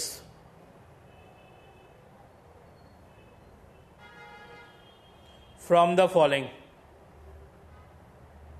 लिखिए, from the following, identify a set of linearly dependent vectors from the following।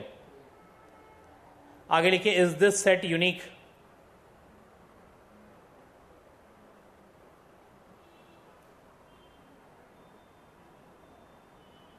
उसमें है 1 1 1, नेक्स्ट 2 3 3, नेक्स्ट 6 5 8, और लिखिए नेक्स्ट 3 4 4। अब यानी कि क्वेश्चन पढ़ने के बाद ऐसा लगता है, consider identify a set of linearly dependent vectors, मतलब कौन कौन डिपेंडेंट है, ये यानी कि डिपेंडेंट नहीं निकालना। मुझे बताइए वेक्टर्स किसके हैं, पहले तो ये बताइए वेक्टर्स किसके हैं, R2 के R3 के, कितने वेक्टर्स हैं हमारे पास, 4। डिपेंडेंट और इंडिपेंडेंट, R3 के 4 वेक्टर्स आपको मिले हैं, डिपेंडेंट तो पहले से ही कंफर्म है।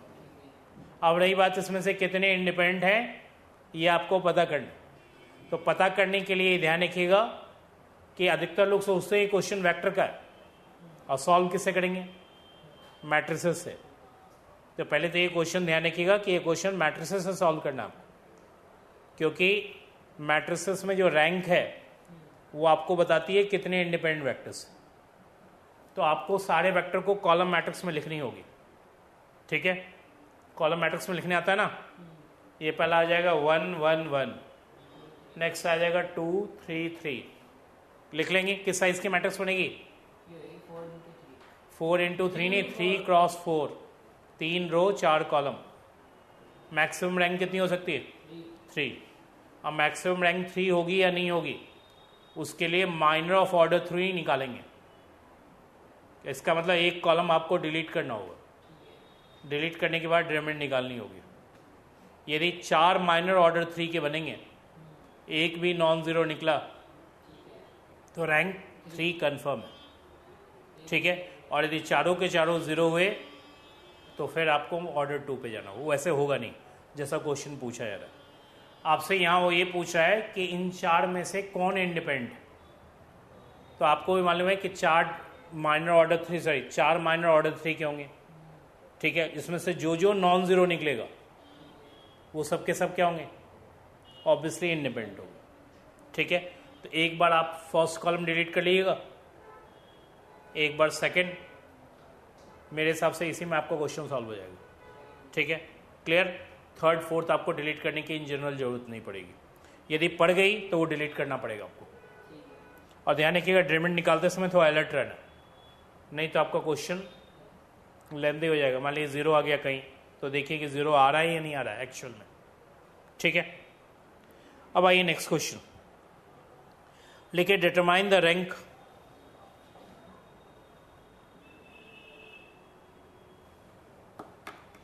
of the following matrices for all the values of x।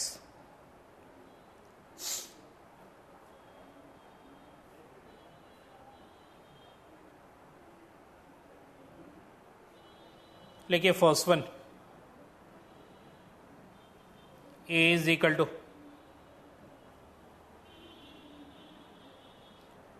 5 minus x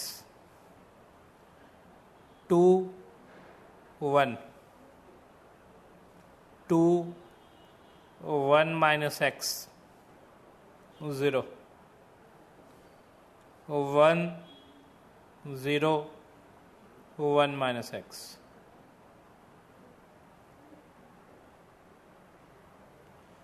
क्या लिखा हुआ है? Determine the rank of the following matrices for all the values of x. पहले मेरी बात सुनिए जरा, ये क्वेश्चन थोड़ा सा टिपिकल टाइप का क्वेश्चन। पहले बताइए किस साइज का मैट्रिक्स है ये? 3x3। मतलब आपको ये बताना है 3x3 मतलब मैक्सिमम रैंक कितनी होगी? 3। अब रही बात 3 किस केस में होगी ये आपको बताना होगा, मतलब x के किन वैल्यूज के लिए रैंक 3 होगी। नेक्स्ट आपको ये बताना होगा x के किन वैल्यूज के लिए रैंक 2 होगी। नेक्स्ट x के किन वैल्यूज के लिए रैंक 1 होगी और x के किन वैल्यूज के लिए रैंक 0 होगी। तो 0 तो होगी नहीं। क्यों नहीं होगी? क्योंकि 0 मैट्रिक्स की रैंक 0 होती है। तो आपको एक तो 3 का जवाब देना है, एक 2 का जवाब देना है, एक 1 का जवाब देना है। ठीक है, 0 का जवाब नहीं देना, क्योंकि 0 का जवाब इसलिए नहीं देना है क्योंकि ये नॉन जीरो मैट्रिक्स। क्वेश्चन समझ में आ गया? एक साथ सारे क्वेश्चन इसी के अंदर आ गए आपके। ठीक है, तो लिखिए सबसे पहले maximum rank of A is equal to 3।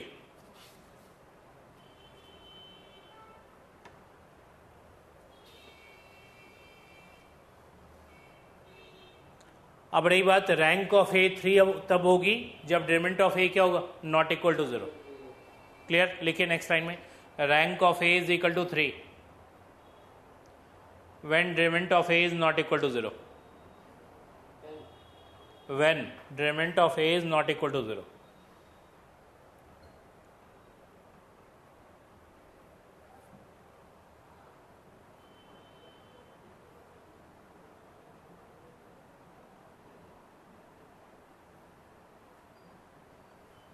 अब निकालिए डिटरमिनेंट ऑफ ए। किससे एक्सपेंड करोगे? रादर थर्ड रो से एक्सपेंड करो। यहां से एक्सपेंड करते हैं, हमारे लिए इजी होगा।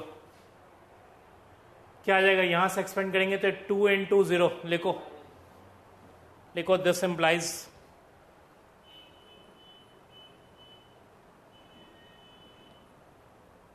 थर्ड रो से एक्सपेंड कर रहे हैं। लिखिए 1 into क्या आएगा? 2 into 0 माइनस क्या? 1 माइनस एक्स। 0 वाला लिखने की जरूरत नहीं है आपको। प्लस 1 माइनस एक्स क्या आएगा? 5 माइनस एक्स इंटू बताओ 1 minus x minus 4 not equal to 0। ध्यान रखना इन तीनों को मल्टीप्लाई मत करना, क्यूबिक इक्वेशन फॉर्म हो जाएगी। बेटर है कि इसमें कुछ कॉमन हो तो निकाल लो। तो मेरे हिसाब से 1 माइनस एक्स कॉमन है आपका, निकालो इसके बाद क्या आ जाएगा? 1 माइनस एक्स कॉमन लोगे तो -1 प्लस बताओ ये दोनों तो मल्टीप्लाई होगी आपकी, मल्टीप्लाई करो इन दोनों को। 5 और क्या?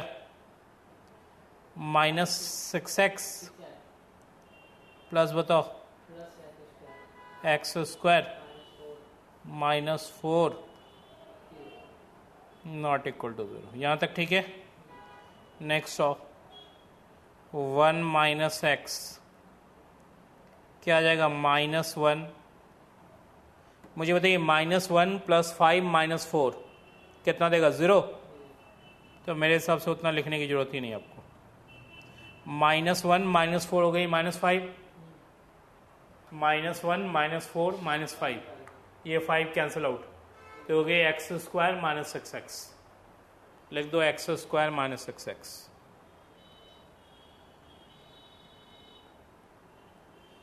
Not equal to 0। एक्स की value 1 minus x, x common, x minus x not equal to 0। X की वैल्यू क्या क्या नहीं होगी, 1 0 6, ये 3 नहीं होगी, तो रैंक आपकी 3 होगी। लिखिए therefore rank of A is equal to 3 when, लिखिए when x is equal to, sorry when x is not equal to, rank of A is equal to 3 when x is not equal to 1 or 0, not equal to 1 comma 0, और 0 नहीं, when x is not equal to 1 comma 0 comma 6, ठीक है। Repeat कर दूं मैं आपके लिए, मैं लिख देता हूं आपके लिए, रैंक ऑफ ए 3 तभी होगी जब आपकी x 1 नहीं होगी, और क्या नहीं होगी, 0 नहीं होगी, 6 नहीं होगी, तो आपकी रैंक आपकी 3 हो जाएगी, ठीक है।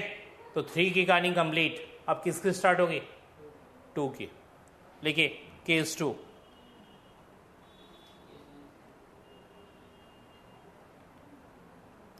लिखिए rank of A is equal to 2,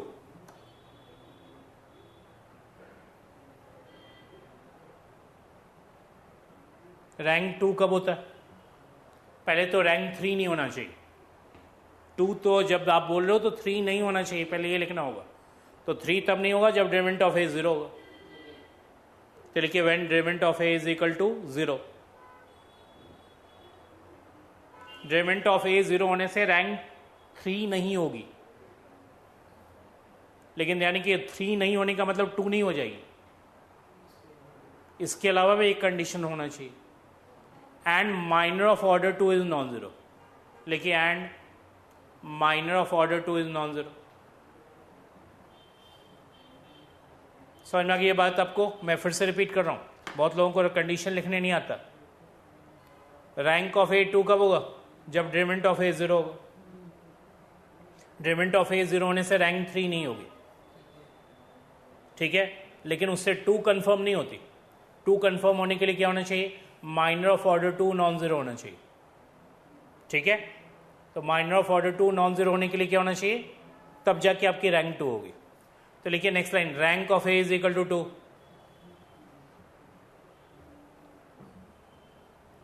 इधर देखो मैं आपके लिए लिख रहा हूं, व्हेन, फिर से रिपीट करना होगा, डेरिवेटिव ऑफ ए 0 कब होगा, जब x की वैल्यू, इधर देखो, जब x की वैल्यू या तो 0 या 1 हो, 6 हो। तो लिखो when x is equal to 0 और 1 और 6। इससे क्या कंफर्म हुई, इससे ये कंफर्म हुई कि डेरिवेटिव ऑफ ए 0 होगा। लिखिए and minor of order 2 is non zero, and minor of order 2 is non zero. कैसे लिखना है ये क्लियर ध्यान रखिएगा भाई, इससे ये कंफर्म हुई कि डेरिवेटिव ऑफ ए 0 है, इसके अलावा माइनर ऑफ ऑर्डर 2 भी नॉन जीरो होना चाहिए। तो लिखिए नेक्स्ट लाइन, कंसिडर, हाँ एक मिनट, जस्ट अ मिनट, यहां तक क्लियर। अब आपको फिर से लिखना होगा एक लाइन और, लिखिए rank of A is equal to 2 when x is equal to 0 1 और 6, एंड के बाद वो माइनर आप ढूंढो, इधर सुनो मेरी बात, जो नॉन जीरो। मुझे बताओ कौन सा माइनर आप लोगे जो नॉन जीरो। कोशिश करना कि x से वो इंडिपेंडेंट हो, मिल जाए तो अच्छी बात, कई बार x डिपेंडेंट भी होगा। तो x डिपेंडेंट यदि इन केस यदि वो हो रहा है तो उसमें वो 3 वैल्यू मैं डालूंगा, कौन कौन सा, मतलब 0 1 6 डालूंगा। यदि वो 0 दे दे तो उस माइनर को आपको छोड़ना पड़ेगा। मैं फिर से रिपीट कर रहा हूं आपकी बात, मुझे एक माइनर ऑर्डर 2 का ढूंढना है, मैं ट्राई करूंगा कि वो x से इंडिपेंडेंट हो। यदि मिल जाती है तो अच्छी बात है, नहीं मिलती है तो फिर हमें x डिपेंडेंट वाला ही माइनर ढूंढना होगा। लेकिन आप पहले साइड में उसे कैलकुलेट करके देख लेना कि जो भी रिजल्ट आ रहा है उसका, उसमें मैं 3 वैल्यू रखूंगा, कौन कौन सा, एक 0, दूसरा 1, तीसरा 6। यदि इन तीनों में से किसी एक पे भी 0 आ जाए तो वो माइनर आपको छोड़ना पड़ेगा। ठीक है, क्लियर बात। अब लो, कौन कौन सा लेना चाहोगे, कैसे लेना चाहोगे? -5x और 1 और 2 और 0। 5 - x और क्या? 1। ठीक है, 2 और 0, ये आपकी x से इंडिपेंडेंट होगी। लिखिए एंड क्या बताया आपने? 5 - x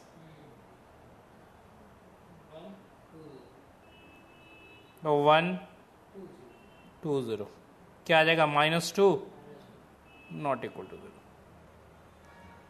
अब लिखो conclusion, therefore rank of A is equal to 2, rank of A is equal to 2 when x is equal to 0, a is equal to 2 when x is equal to 0 और 1 और 6। हो गई बात खत्म। एक बार पढ़ लो आप, मतलब या तो 0 होगा या 1 होगा या 2 होगा। ठीक है, अब आओ rank of A is equal to 1, लिखो नेक्स्ट लाइन, केस 3 में जा रहा है। मुझे देखिए रैंक ऑफ ए 1 कब होता है? जब आपके पास 9 माइनर्स हैं ऑर्डर 2 के, वो सब के सब 0 हो जाए, तो आपके पास तो क्लियर कट एक ऐसा माइनर है जो नॉन जीरो है। इसका रैंक ऑफ ए 1 हो ही नहीं सकता। क्यों नहीं हो सकता? क्योंकि हमारे पास minor of order 2 non zero. लिख ली rank of A is equal to 1, not possible since we have minor of order 2 non zero.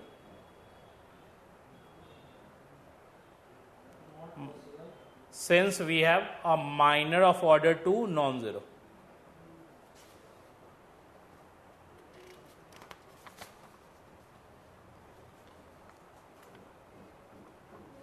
ठीक है, समझ में आ गई बात? जीरो होने के तो कोई चांसेस नहीं। इस पैटर्न का मैं आपको एक क्वेश्चन दे रहा हूं, इसे लिख लीजिए और ट्राई कर लीजिएगा जोड़, क्योंकि जितना आप इसमें थोड़ा सिरदर्दी करोगे उतना बेटर है।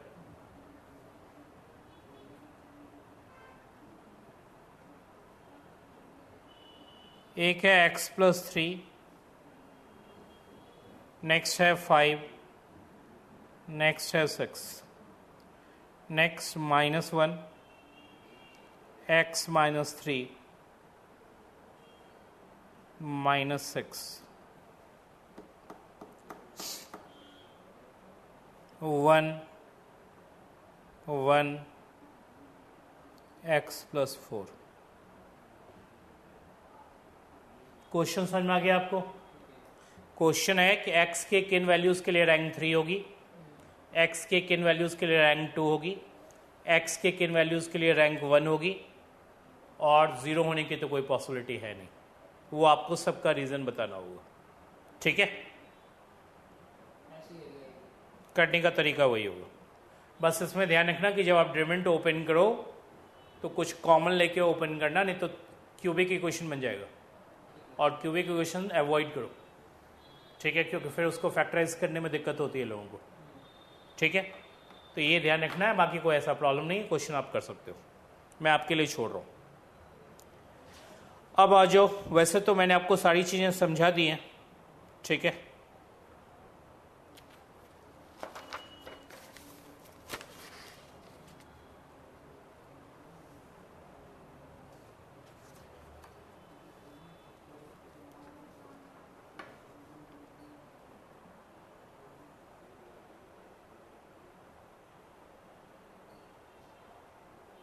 एक और लिख लो, सीधा रैंक निकालना है। लिख लिए फाइंड रैंक। सॉरी, वो तो क्वेश्चन मैंने आपको दे दिया, 1 1 1 वाला दिया था ना। अभी आपको 2 क्वेश्चन दिया मैंने आपको होमवर्क, तो मेरे हिसाब से वो लिखने की जरूरत नहीं, आप खुद ही ट्राई करना इसको। 2 क्वेश्चन है, एक क्वेश्चन ये है और एक पहले दिया था। अब रही बात, जितनी बातें मैंने आपको समझाई उसको मैथमेटिकल लैंग्वेज में क्या लिखा जाता है वो मैं आपको बता देता हूँ। लिख ली, अभी तक मैंने आपको डेफिनेशन नहीं लिखवाया कि रैंक कैसे देखी जाती है। लिख ली, ये आपके नॉलेज के लिए होगा क्योंकि आपके बुक में यही लैंग्वेज लिखा हुआ है।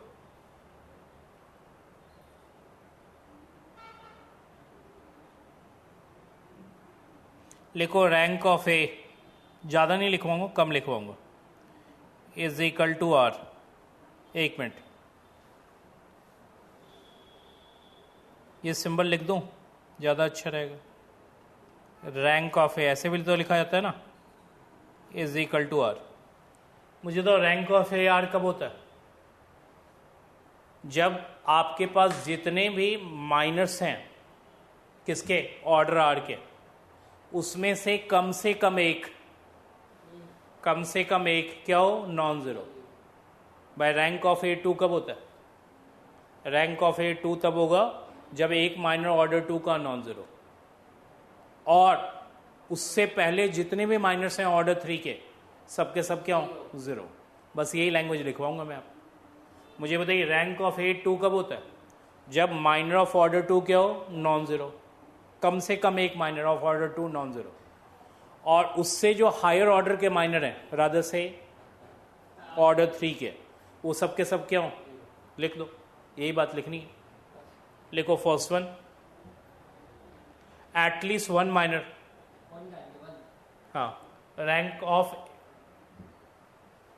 ए इज इक्वल टू आर। लिखो एफ, फर्स्ट पार्ट लिखना, एफ, यहां लिखा ना एफ आपने, लिखे if at least one minor, if के बाद फर्स्ट पार्ट, कोई बात नहीं वहीं लिख दो फर्स्ट पार्ट, क्या दिक्कत है? एफ के बाद फर्स्ट पार्ट, एफ क्या लिखा आपने? At least one minor of order r is not equal to zero. सीधी सी बात। If first point, at least one minor of order r is non zero. If first part क्या? At least one minor of order r is non zero. At least one underline करो। समझ में आ गई बात? Clear? By rank of A two कब होगा? जब कम से कम एक माइनर ऑर्डर टू का नॉन जीरो। एटलीस्ट वन को अंडरलाइन करो। लिखो सेकंड पार्ट, लिखो एवरी माइनर, एवरी वर्ड को अंडरलाइन करो। Every minor of order r plus one is equal to zero. सीधी बात मैंने आपसे कह दी, ठीक है? Minor of order two non zero होना चाहिए, अब माइनर ऑफ ऑर्डर थ्री जितने भी हैं सबके सब जीरो होने चाहिए। कुछ बात समझ में आई? कुछ भी मैं आपको समझा दूं, क्वेश्चन पूछूंगा तो आपसे नहीं होगा, ये बात मैं आपको बता देता हूं, क्योंकि रीजन आप उतना दिमाग ही नहीं लगा पाओगे, ठीक है? ये तो सीधी सीधी बातें मैं आपसे पूछ रहा हूं, तो ये प्रॉब्लम। क्लियर? सब बातें मैं आपको समझा दूं, स्टिल क्वेश्चन आपसे पूछा जाएगा तो आप अटक सकते हो, क्योंकि उसमें इतने सारे ये हैं, वो एंगल लोग सोच ही नहीं पाते। वो तो तब आप सोच पाओगे जब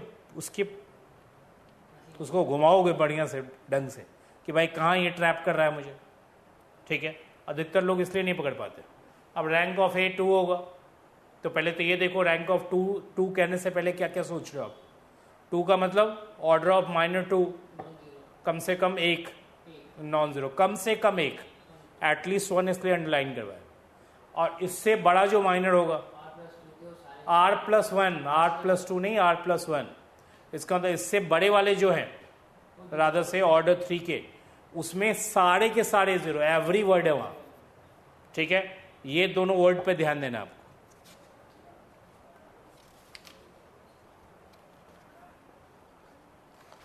अब देखो मैं आपको क्वेश्चन दे रहा हूं, अगेन ट्रैपिंग होगी, ऑल्दो ऐसा कोई टफ क्वेश्चन नहीं। लिखिए ए इज इक्वल टू, मैट्रिक्स में लिखो 103, लिखो 2x0, 5 minus 1 4,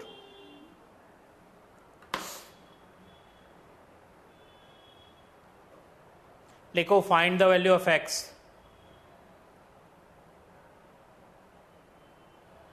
so that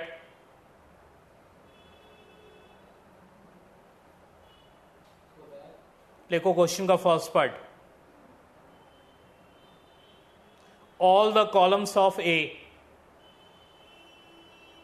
all the columns of matrix A are independent.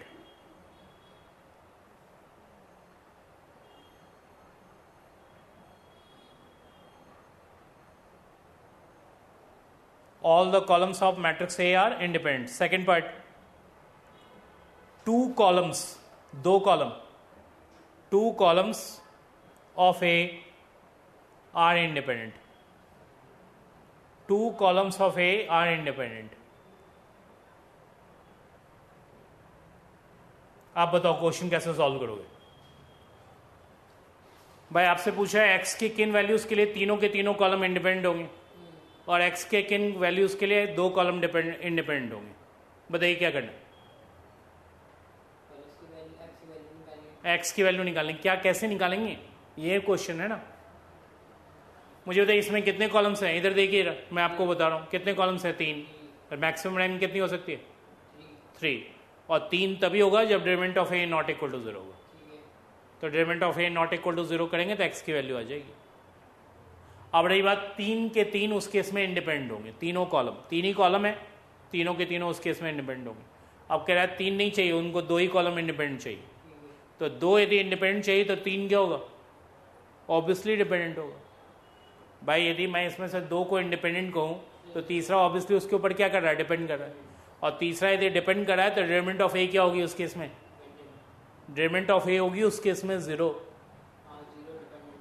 तो एक केस में आपको आंसर देना है determinant of A not equal to 0 और एक केस में आंसर देना है determinant of A is equal to 0. ये क्वेश्चन.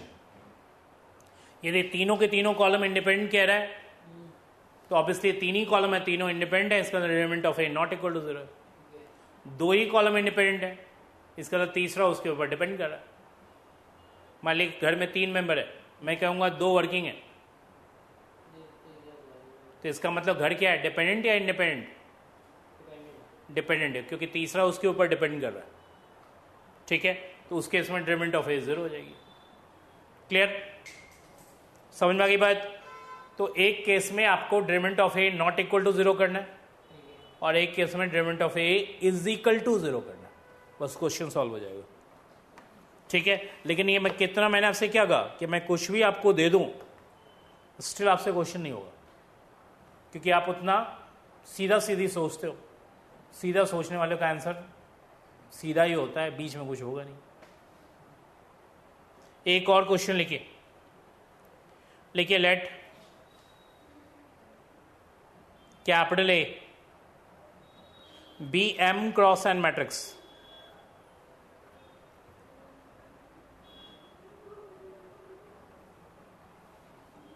क्या लिखा आपने? Let capital A be m cross n matrix. मैंने आपके लिए लिख दिया. लिखिए where m is less than n. देखिए what is the rank of A. लिखिए इफ फर्स्ट पार्ट या ए पार्ट जो भी कहे, रोज of A are linearly independent.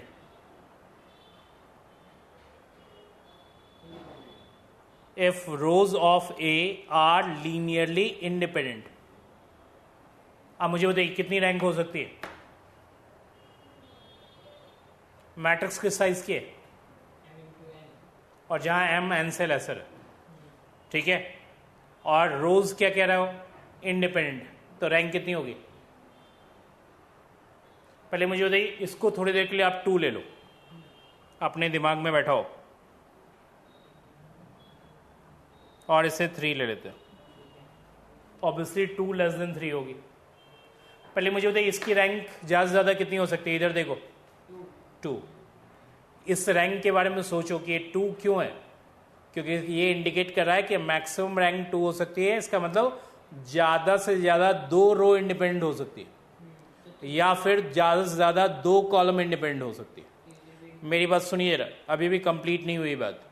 ज़्यादा से ज़्यादा 2 रो इंडिपेंडेंट हो सकती है या ज़्यादा से ज़्यादा 2 कॉलम इंडिपेंडेंट हो सकती है। अब फर्स्ट पार्ट में क्या लिखा हुआ है भाई? वो क्लियरली कह रहा है कि उसके पास 2 रो है और दोनों इंडिपेंडेंट, तो रैंक कितनी हुई? ऑब्वियसली 2 हुई। तो rank of A is equal to 2 होगा। 2 लिखते समय एम लिख दो, लिखो therefore rank of A is equal to m, लिख दो नीचे answer. Of A is equal to M.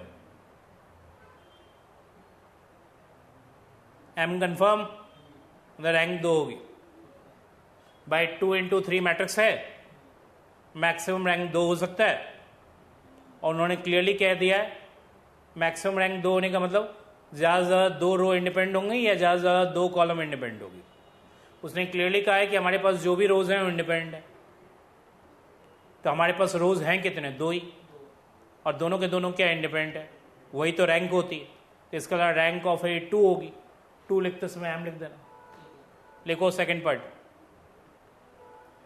लिखो if rose of A are linearly dependent, of A are linearly dependent.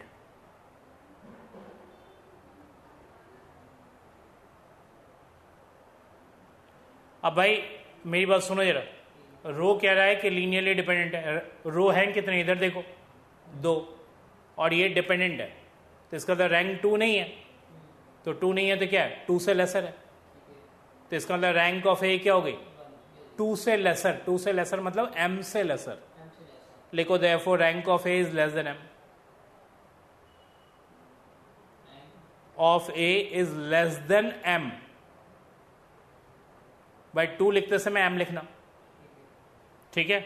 Next of लिखो third part, columns of A are linearly dependent.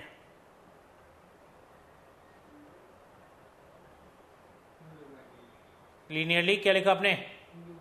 अब यहां देखो, यहां again trapping है question में। मुझे बताइए कितने साइज की मैट्रिक्स है? 2 क्रॉस 3, यही ना?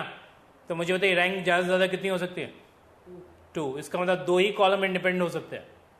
तो 3 कॉलम क्या होंगे? ऑब्वियसली डिपेंडेंट होंगे। 3 कॉलम क्या होंगे? ऑब्वियसली डिपेंडेंट होंगे, क्योंकि ज्यादा से ज्यादा 2 ही हो सकते हैं इंडिपेंडेंट। तो 3 क्या होंगे? डिपेंडेंट होंगे। वो कह रहा है कॉलम डिपेंडेंट है, तो ये कोई नई बात तो कह नहीं रहा है। यदि हम समझ रहे हैं कि भाई 3 हो ही नहीं सकता इंडिपेंडेंट, 2 ही होगा इंडिपेंडेंट, ठीक है। तो इसका रैंक ज्यादा से ज्यादा कितनी हो सकती है? ऑब्वियसली 2 हो सकती है। लिखिए therefore rank of A is less than equal to 2 लिखते समय एम लिख दो। 2 लिखना चाहिए था हमें, less than equal to m लिखना है, ठीक है। अब जो बातें मैंने आपको कही उस पर 5 बार 6 बार सोचो कि भाई ये स्टेटमेंट इन्होंने कैसे कह दी, ठीक है। मैंने आपको सबका आंसर बताया, सबका रीजन भी बताया, लेकिन एक भी बात अंदर नहीं जाएगी आपको जब तक आप उस पर सिरदर्दी नहीं करोगे, ठीक है। सिरदर्दी वाला पोर्शन आपको करना पड़ेगा, तब जाके वो एडजस्ट करेगा। तो बात तो मैंने आपको समझा दी, ड्रिवन मेथड आपकी हो गई, ठीक है। नेक्स्ट क्लास में आपकी कौन सी होगी? ट्रायंगुलर फॉर्म या एक्लन फॉर्म। क्लियर? आज के लिए यहीं तक।